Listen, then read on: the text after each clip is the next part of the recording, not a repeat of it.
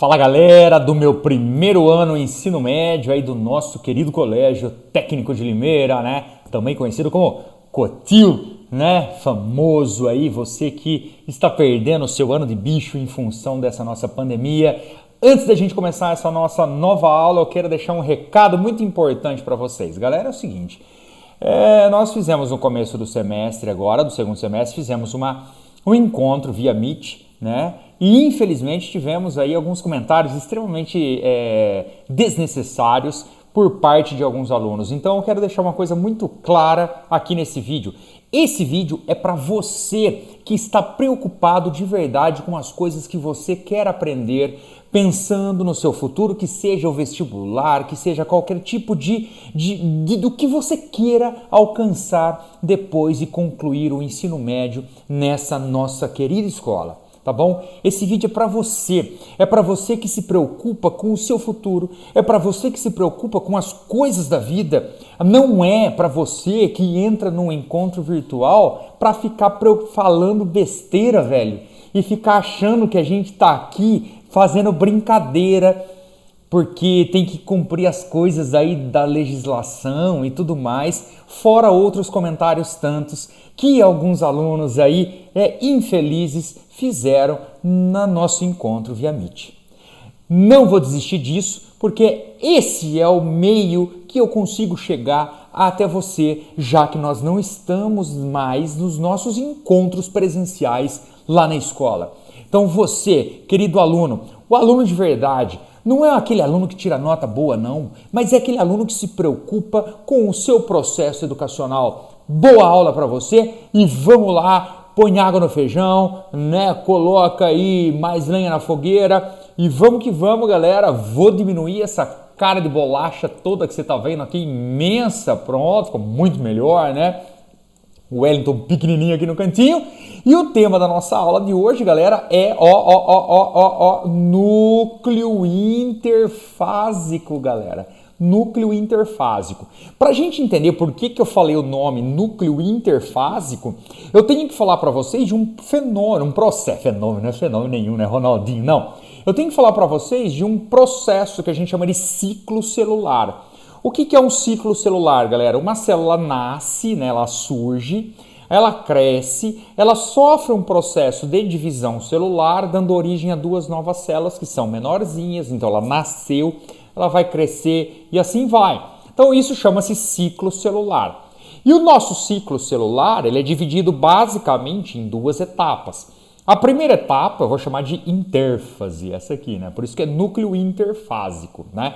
É o núcleo sendo estudado, o núcleo da célula sendo estudado no momento em que a célula está em intérfase, belezinha? E depois ela vai entrar em processo de divisão celular, seja ele mitose ou meiose, né? Então são dois processos de divisão celular. Então nós temos a célula, a característica da célula quando ela está em intérfase e a característica da célula quando ela está em processo de divisão celular, seja ele mitose ou seja ele meiose, tá bom? Então esse processo de intérfase, divisão, intérfase de novo, divisão, intérfase, divisão, a gente chama de ciclo celular, tá bom?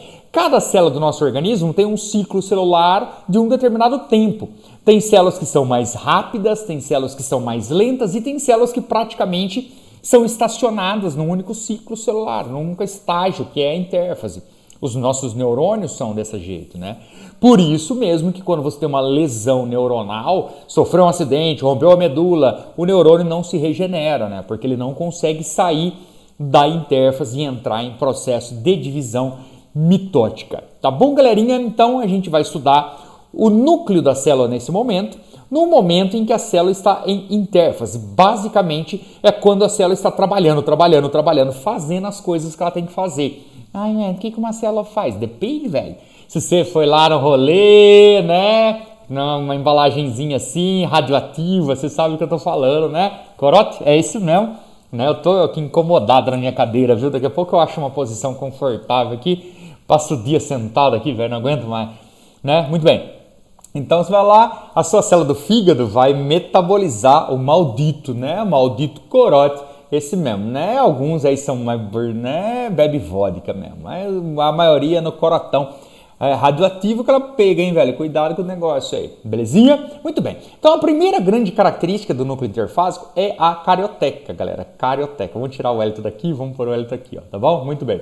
É a carioteca, né? Então, se eu tô falando de uma carioteca ou uma membrana nuclear, né, que é o sinônimo da carioteca, eu tô já falando para você, inclusive, que a única célula que tem carioteca é uma célula eucariótica ou uma célula eucarionte.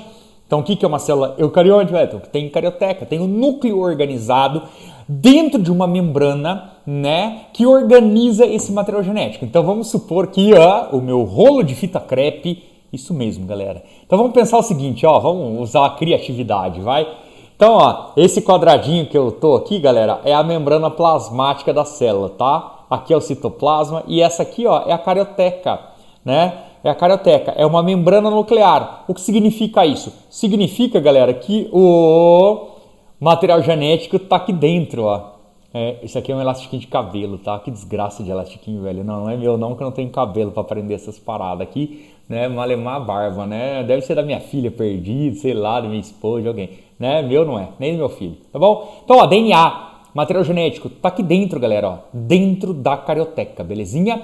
Então, membrana plasmática aqui, citoplasma, né? Carioteca, ou membrana nuclear, e o material genéticozinho aqui dentro. O que é material genético? DNA, tá? DNA. Quando a gente coloca aqui que a membrana, a carioteca, né, ou a membrana nuclear é a continuidade do retículo endoplasmático, significa que essa organela aqui, aqui que bonitinho, né?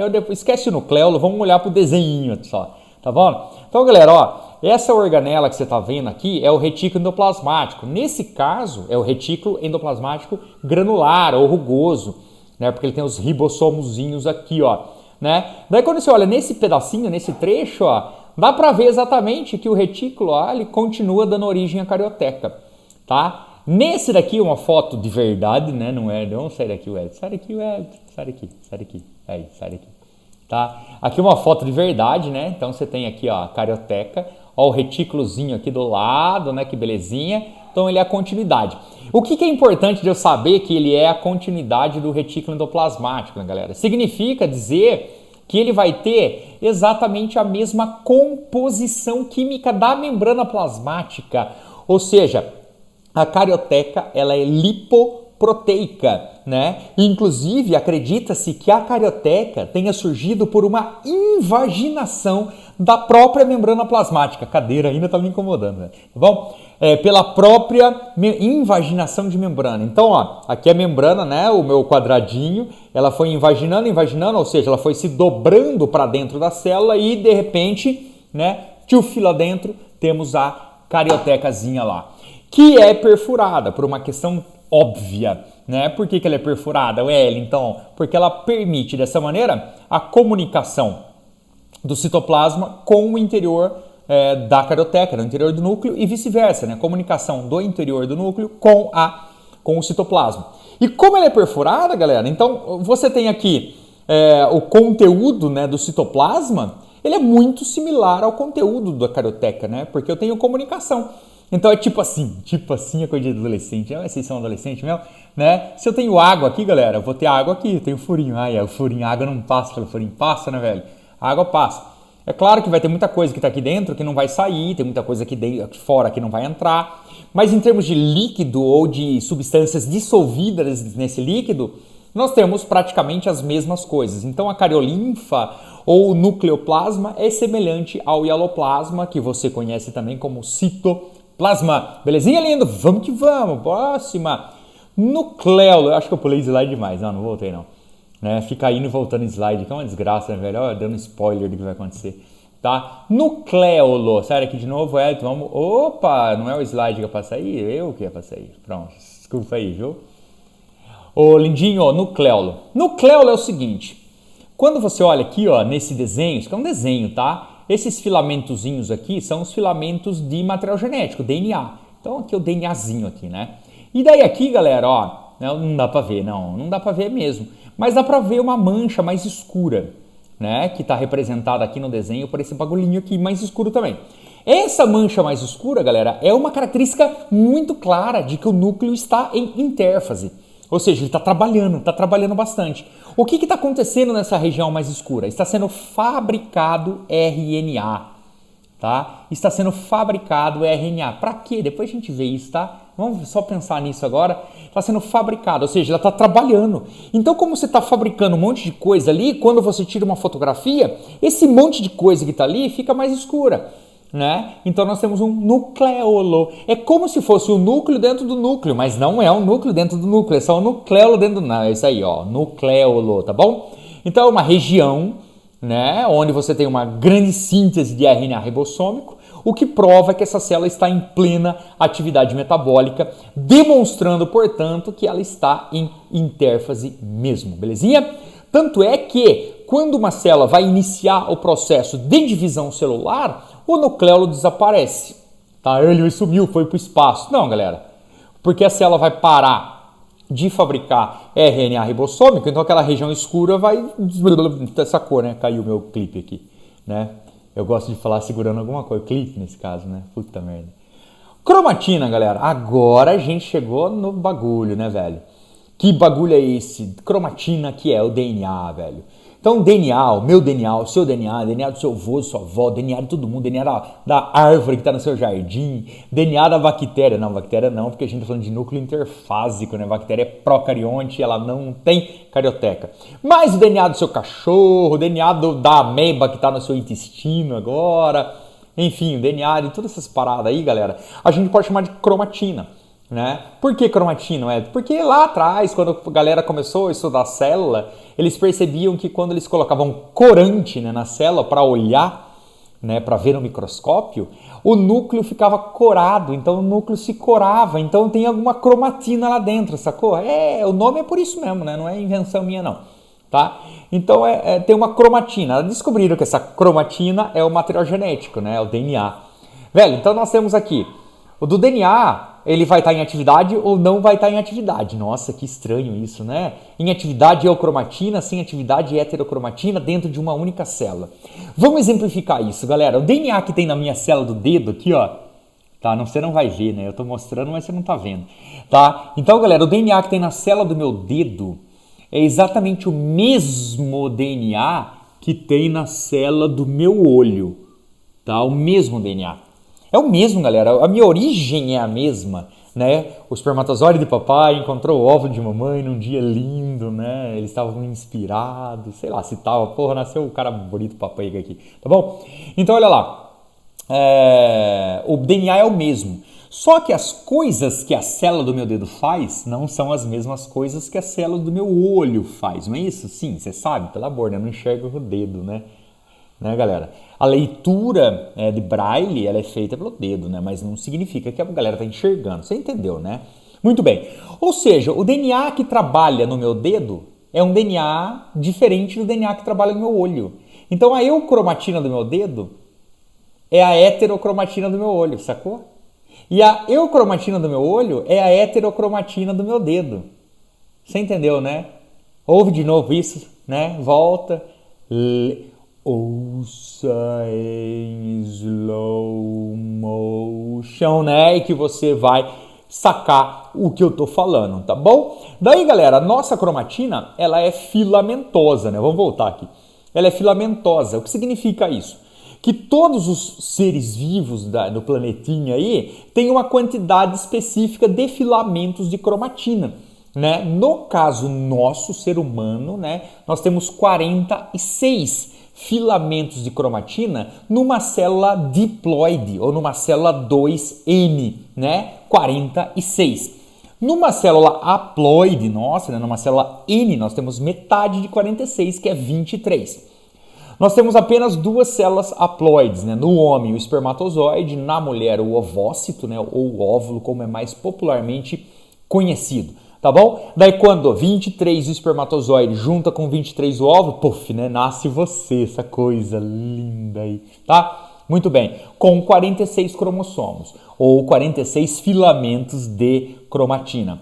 Galera, você sabe que pode ter erro numérico, né? E todo erro numérico na quantidade de material genético causa algum transtorno biológico, fisiológico, conhecido normalmente como síndrome. A mais conhecida é a síndrome de Down, onde o indivíduo, né, que possui essa síndrome, ao invés de ter 46 filamentos de cromatina, ele tem 47, ele tem um a mais, e é o filamento número 21, né, que ele tem a mais. Por isso as características de todo mundo que tem Down são muito parecidas, porque o pedaço de DNA que eles têm a mais é exatamente o mesmo, tá bom, galera? Muito bem. Tudo bem, cromatina você nunca ouviu falar, mas de cromossomo eu imagino que já tenha ouvido falar mais de uma vez, né? Então qual é a diferença entre cromatina e cromossomo? A diferença basicamente é só nomenclatura. Tanto cromatina quanto cromossomo é DNA, galera.